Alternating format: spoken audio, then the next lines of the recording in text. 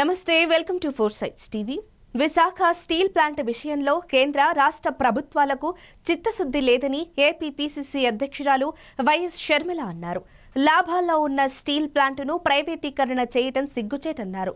గతంలో కష్టాల్లో ఉన్న స్టీల్ ప్లాంట్ను ఆదుకున్నది కాంగ్రెస్ పార్టీయే అని గుర్తు చేశారు। విశాఖ స్టీల్ ప్లాంట్ ప్రైవేటీకరణ కాకుండా కాంగ్రెస్ అడ్డుకుంటోందని, ప్రైవేటీకరణ అంశాన్ని రాబోయే ఎన్నికల మేనిఫెస్టోలో పొందుపరుస్తామన్నారు।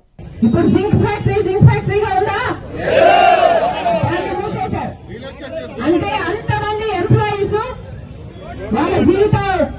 వాళ్ళ జీవనోపాధి కోల్పోయినట్టే। అంటే ఇప్పుడు జింక్ ప్లాంట్ లో అసలు ఉపాధి లేదు। ఇప్పుడు వేదాంతకి ఇచ్చారు, వాళ్ళు రియల్ ఎస్టేట్ చేస్తారు। అదే జరగబోతుంది ఇది కూడా। దీన్ని ప్రైవేటైజ్ చేస్తే ఈ 30,000 కుటుంబాలు రోడ్డున పడతాయి। ఆ తర్వాత దాని పైన అసలు దీని కెపాసిటీ 20 మిలియన్ టన్నులు, అంటే డైరెక్ట్ గానే 1,00,000 కుటుంబాలకు ఎంప్లాయ్మెంట్ ఇచ్చే ప్రాజెక్ట్।